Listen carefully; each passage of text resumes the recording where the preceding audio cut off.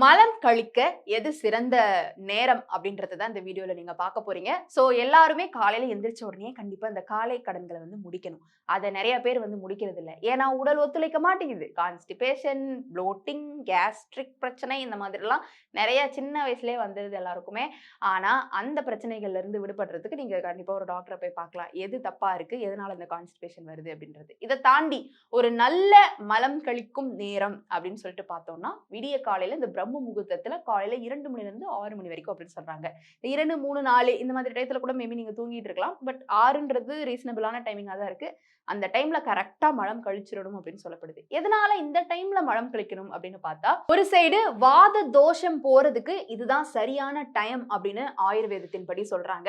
இயற்கை அப்படின்றதே என்ன? நைட்டு தூங்கி காலையில எந்திரிக்கிறது. அதனால காலையில இந்த டைம்ல எந்திரிச்சு கரெக்ட்டா பாடியில இருக்கக்கூடிய அந்த கெட்ட கழிவுகள், கெட்ட வாயு இது எல்லாமே போயிருச்சு அப்படின்னா, பாடி தன்னை மறுபடியும் புதுப்பிச்சுக்கும். அதுக்கப்புறமா நடக்க வேண்டிய விஷயங்கள் எல்லாமே கரெக்ட்டா நடக்கும். அடுத்தடுத்த நாளுக்கான நீங்க உணவ சாப்பிடுறதோ, அடுத்து உங்க பாடி கிளியர் ஆகி மறுபடியும் புதுப்பிக்கிறதோ, இந்த மாதிரியான விஷயங்கள் எல்லாமே காலையில கரெக்ட்டா இந்த டைம்க்குள்ள நீங்க போறதுனால நடக்குது அப்படின்னு சொல்றாங்க. இந்த காலை மலம் கழிக்கிறதுனால வரக்கூடிய ஆரோக்கிய நன்மைகள் என்ன அப்படின்னு பார்த்தீங்கன்னா, மலச்சிக்கல இது தடுக்குது.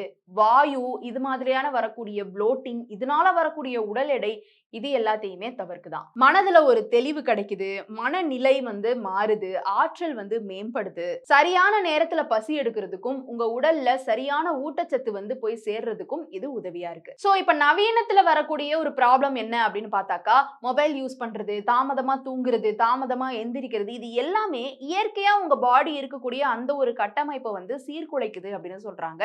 இதுதான் உங்களுக்கு டயத்துக்கு மலம் கழிக்காம இருக்கிறதோ, இல்ல வேற சில ப்ராப்ளம்ஸ் வர்றதுக்கோ, பாடியில நெறைய ப்ராப்ளம்ஸ் வர்றதுக்கோ, இந்த கழிவு எல்லாமே கரெக்ட்டான டயத்துல வெளியில போயிரணும் அப்படின்னு சொல்லப்படுது. சோ ஆயுர்வேதத்தின் படி சூரிய உதயத்துக்கு முன்னாடியே எந்திரிச்சிரணும். அப்பவே நீங்க இந்த எக்ஸர்சைஸ் பண்றது, மலம் கழிக்கிறது, குளிக்கிறது இது எல்லாத்தையுமே முடிச்சிரணும் அப்படின்னு சொல்லப்படுது.